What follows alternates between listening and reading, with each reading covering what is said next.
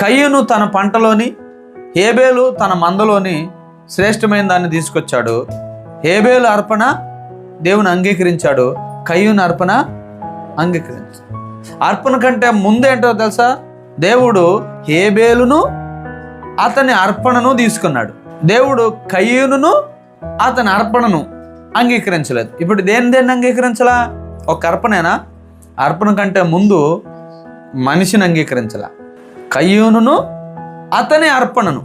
మనం ఏమనుకుంటాం అంటే దేవుడు కానుక కోసం చూస్తున్నాం అనుకుంటాం. లేదు, కానుకను కాదు చూసేది, ఆ ఇచ్చేవాడి స్వభావాన్ని చూస్తున్నాం. ఇక్కడ ఏమంటే కయ్యూనుని అతని అర్పణని, అసలు ముందు కయ్యూనుని అంగీకరించట్లా, ఆ తర్వాత ఆయన ఇచ్చే అర్పణని అంగీకరించట్లా.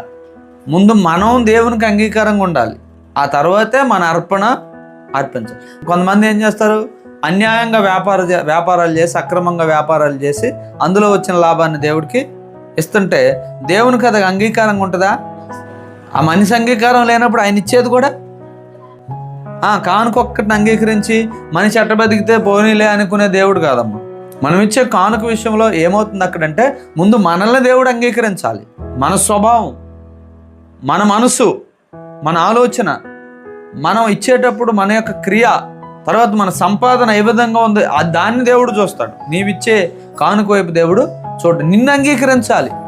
దేవునికి ఇష్టమైన బలి అంటేది విరిగి నలిగిన హృదయం. మన హృదయమే దేవుడికి కావాలి. నీ కానుక, నీ డబ్బులు ఎవరికి అవసరం లేదు. కానుక ఎవరికి కావాలి అంటే మందిరంలో పరిచర్య జరగటం కోసం కావాలి. కాకపోతే దేవుని పని కోసం నువ్వు ఇస్తున్నావు కాబట్టి దానికి తగిన దీవెన దేవుడు నీకు ఇస్తాడు అనే విషయాన్ని గుర్తు.